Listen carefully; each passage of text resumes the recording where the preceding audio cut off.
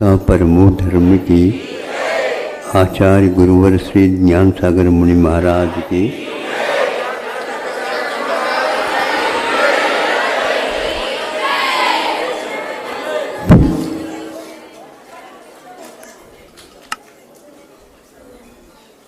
माँ अपनी बात बच्चों तक पहुँचाती है। वह बात पहुँच गई क्या नहीं, इसको भी अपनी दृष्टि में रखती है।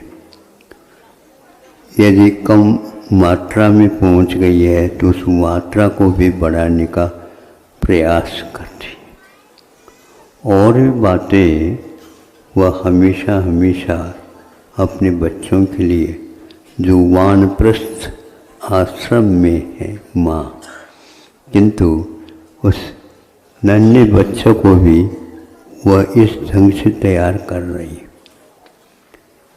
अच्छाई के साथ बुराई भी आती।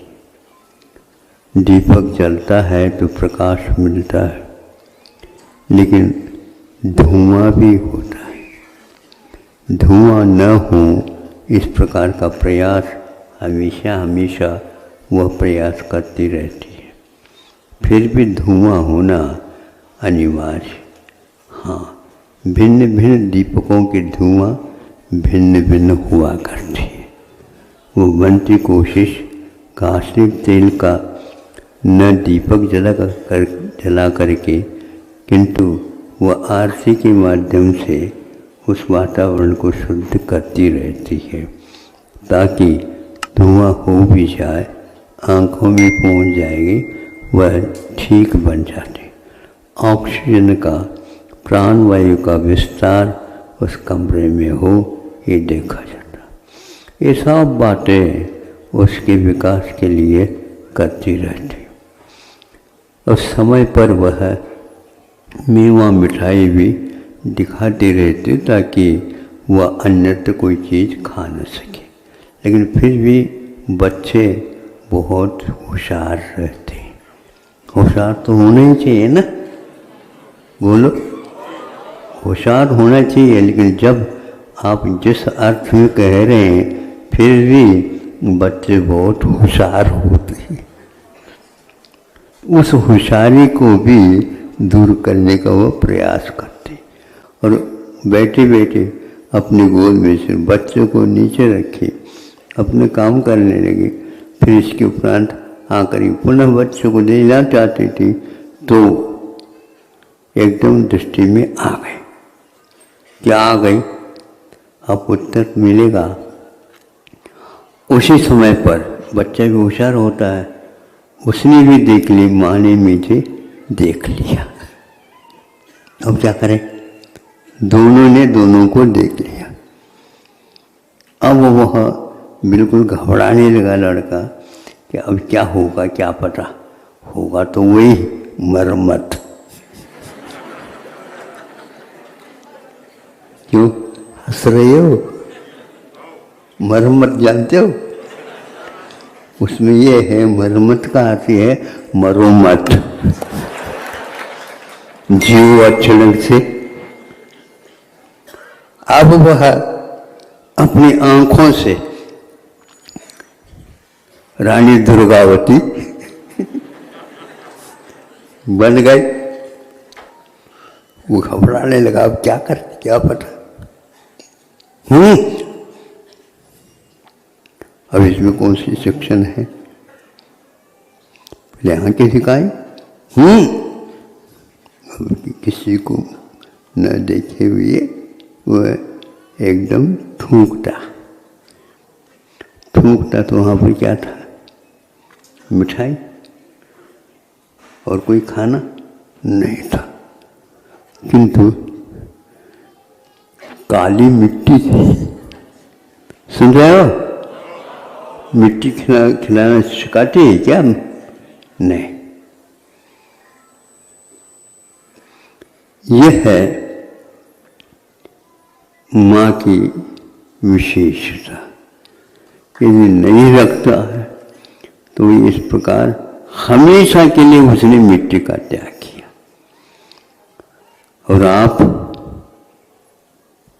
और आप पान में भी मिट्टी खाएंगे। अब पान तो खाना है, लेकिन क्या क्या खाना उसके साथ और सम्मिश्रण क्या होता है ये नहीं पता। हमारे सम्यक दर्शन, हमारे सम्यक ज्ञान और हमारे सम्यक चारित्र में प्रदूषण इस प्रकार फैलते रहते हैं, हमारी निगाह उसमें नहीं जाती। हम उस स्तर पर काम कर रहे होते हैं जहाँ पर संशोधन गौण होता है और इधर उधर की बातें आ जाती हैं। परीक्षाएं होनी चाहिए, किंतु परीक्षाएं बोझ नहीं होना चाहिए। परीक्षाएं होना चाहिए, परीक्षाएं एक तनाव पैदा नहीं करना।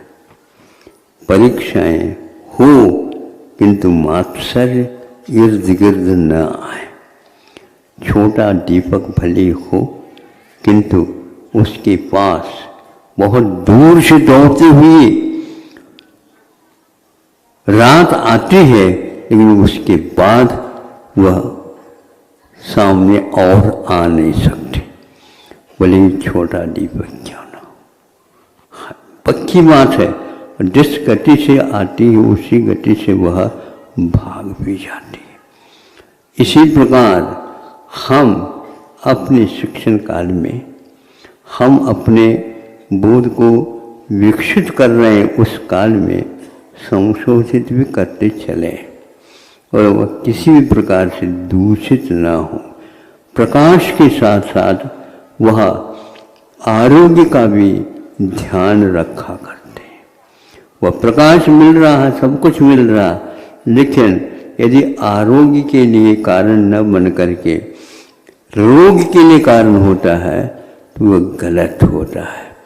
इसीलिए कि मूंगफली तेल का दीपक है या आरती है या और कुछ है, किंतु दूषण पैदा करने वाले यदि मान लो तेल का प्रयोग करते हैं, आंखों के ऊपर और डाइजेशन के ऊपर, पाचन शक्ति के ऊपर भी प्रभाव डालते हैं, जो वर्षों के बाद भी चिकित्सा उसकी सफलता नहीं होती है।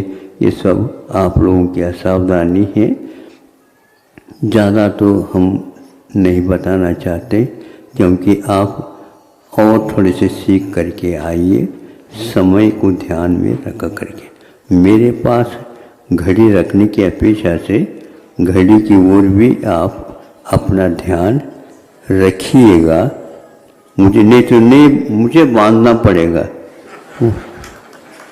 मैं बंधूंगा नहीं, आपके समय से नहीं, मैं अपने समय से ही बंधूंगा, आप भी अपने अपने समय से बांधिए।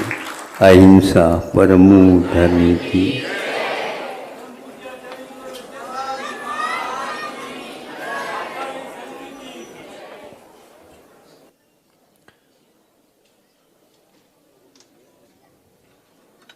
रामटेक प्रतिभा स्थली की छात्राओं में 10 छात्राओं ने संस्कृत में 100 अंक प्राप्त किए हैं और सामाजिक विज्ञान विषय में 6 छात्राओं ने 100 अंक प्राप्त किए हैं।